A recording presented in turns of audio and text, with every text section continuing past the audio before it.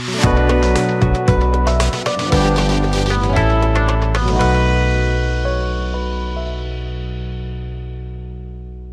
जी mutual fund के वर्तमान और संभावित निवेशक। सर आपके जेब में 100 रुपए।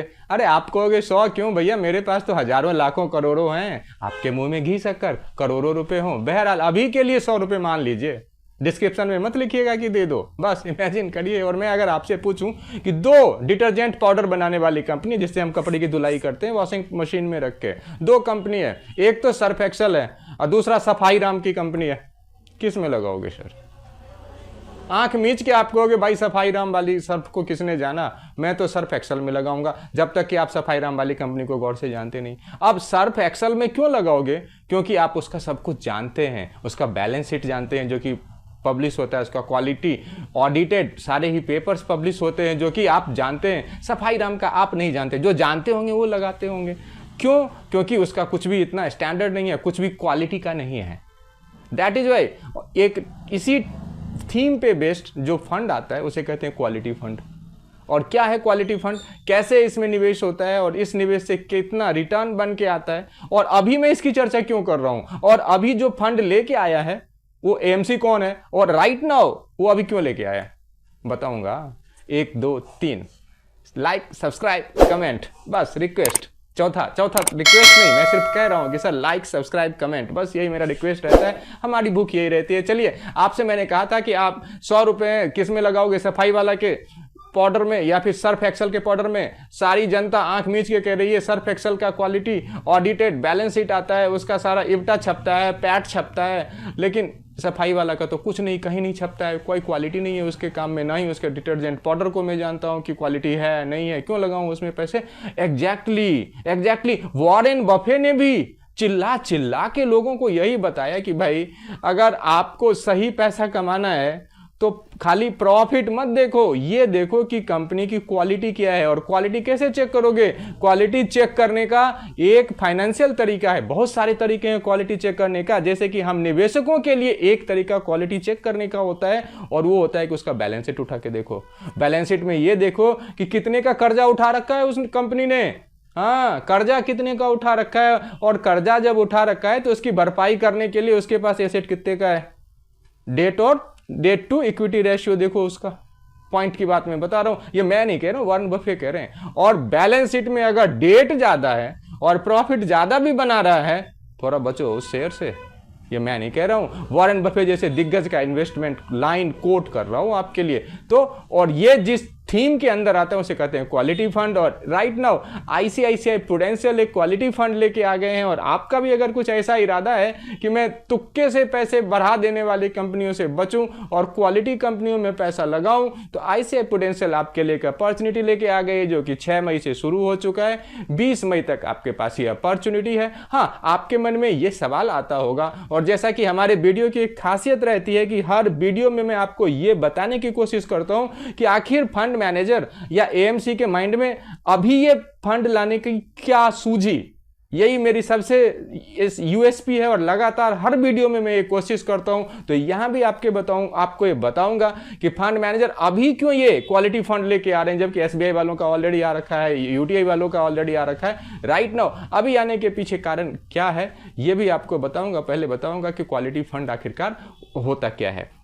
क्वालिटी फंड उस फंड को कहते हैं जिसमें कि हम सबका पैसा जब पूल किया जाता है, इकट्ठा किया जाता है, उस पैसे को उन कंपनियों के स्टॉक्स में लगाते हैं जो कंपनियां बेशक पिछले कुछ दिनों में रिटर्न अच्छा नहीं बना रही है अपने कंपटीटर से, मगर बैलेंस शीट देखने पे ये पता लगता है कि इस कंपनी का डेट बहुत कम है, इक्विटी बहुत स्ट्रांग है, और ईबिट जो कि प्रॉफिट है वो हमेशा बहुत ज़्यादा नहीं होने पर भी पैट ठीक रहता है, इब्टा खराब रहे तो भी कोई दिक्कत नहीं है, डेल्टा मेंटेन रहता है। ये सारी चीज़ें जिसमें मेंटेन रहती हैं उन कंपनियों को क्वालिटी कंपनी कहते हैं। तो आईसीआई प्रूडेंशियल अभी क्यों लेके आए भाई, पहले भी ला सकते थे, पहले भी लोग लेके आए। तो क्वालिटी कब रिक्वायरमेंट बनती है सर? जब टफ सीन आता है। आपने बहुत सारे क्रिकेट मैचेज ऐसे देखे होंगे जिसमें आपने ये देखा होगा कि इंडिया मैच हार गई और सचिन तेंदुलकर की सेंचुरी हो गई। क्यों?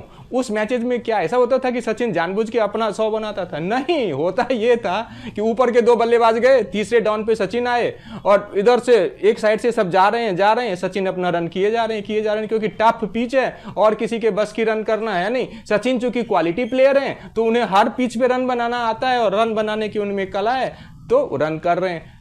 उससे ही कहते हैं क्वालिटी प्लेयर, कि हर एक पिच पे रन करेगा वो, चाहे थोड़ा करे, ज्यादा करे, थोड़ा ज्यादा करे, है ना। तो ऐसे ही कंपनियों में भी कि हर एक सिचुएशन में वो प्रॉफिट बनाएगा, ज्यादा प्रॉफिट बनाए, कम प्रॉफिट बनाए, या अगर टफ सिचुएशन है लॉस बुक करके भी खड़ी रहेगी क्योंकि उसके पास कर्ज नहीं है। Point must be noted. Quality company उस कंपनी को कहेंगे जो खराब सिचुएशन है, माल नहीं बिक रहा है, पूरे इंडिया में उसका सामान नहीं बिक रहा है, वर्ल्ड में उसका सामान नहीं बिक रहा है, फिर भी साल 2 साल वो खड़ी रहेगी अपने घर से खर्च करके, क्योंकि उसके ऊपर कोई कर्जा नहीं है। क्वालिटी कंपनी उसे कहते हैं। ऐसी कंपनियों को पहचान करके उसमें पैसा लगाने के लिए बड़े बड़े दिग्गज सलाह देते हैं। ऐसे पोटेंशियल इन्हीं स्टॉक्स को ढूंढेगी और आपके लिए पैसा लगाएगी।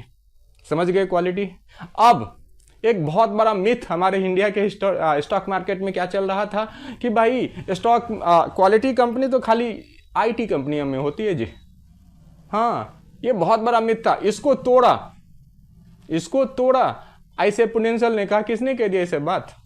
2018 में जब ये इंडेक्स बना था तब से ही इस मिथ के ऊपर बात हो रही थी कि खाली आईटी कंपनी में ही खाली क्वालिटी स्टॉक्स हैं। नो, एफएमसीजी में भी हैं, कैपिटल गुड्स में भी हैं, आपके और सारे सेक्टर्स में भी हैं। तो ये जो आईसीआई प्रूडेंशियल का फंड आया है, ये जिस इंडेक्स को फॉलो करेगा वो उस इंडेक्स ने not only IT, capital goods का भी 29% का एक्सपोजर है इसमें, आपका एफएमसीजी का भी एक्सपोजर है, और अलॉन्ग विद दैट और भी क्षेत्र के और भी सेगमेंट के जो कंपनियां हैं, स्टॉक्स हैं, उसके स्टॉक्स भी इसमें रखे जाएंगे।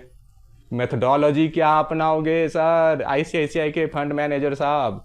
हाँ, methodology top down approach, bottom up approach. Universe लेंगे 200, निफ्टी 200, है ना। Actually this fund is basically replica of Nifty 200 quality 30। henceforth fund managers of ICICI Prudential will not do many more. What they will do is to simply track the performance of Nifty 200 quality 30 and Nifty quality 30. What is the selection process of a stock is simple.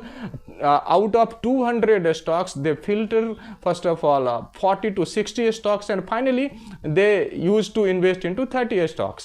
तो ये इसमें लगाएंगे। आप समझ गए sir कि 200 के universe में से 30 quality stocks and semi annually rebalancing will be there. तो 6 महीने पे इसको रिबैलेंस करेंगे। जहां तक इस फंड के नोमेनक्लेचर के बारे में बताना पड़ेगा कि आपको यह क्वालिटी फंड 6 मई को आ गया है, 20 मई तक चलेगा और इसका 5000 का मिनिमम सब्सक्रिप्शन है। आगे आप 1 रुपये के गुणक में इसे बढ़ा सकते हैं, एसआईपी भी कर सकते हैं, लंप सम भी कर सकते हैं, आईडीसीडब्ल्यू और ग्रोथ ऑप्शन भी इसमें उपलब्ध है।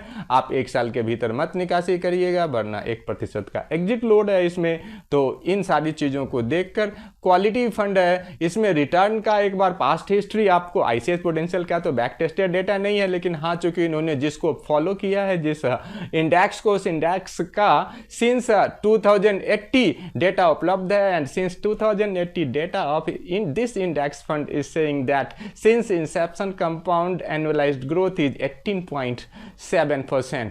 Past performance may or may not be repeated in future. This is disclaimer, and in riskometer this is very high risk category mutual fund. Henceforth, I would like to suggest that if the beginners, if the newcomers, first of all, please think about balanced portfolio, not not dive into this kind of fund. Please go for a balanced portfolio, and if you have a desperation of this fund, that yes, you must have a little chunk like 5% to 6%, 7% in your portfolio, and one who is the expert and he does have a good portfolio since 2018, 2019. The people are expert enough to decide. However, my suggestion is only this: further at your own risk, you may not invest into, but you must know about it. Thank you so much.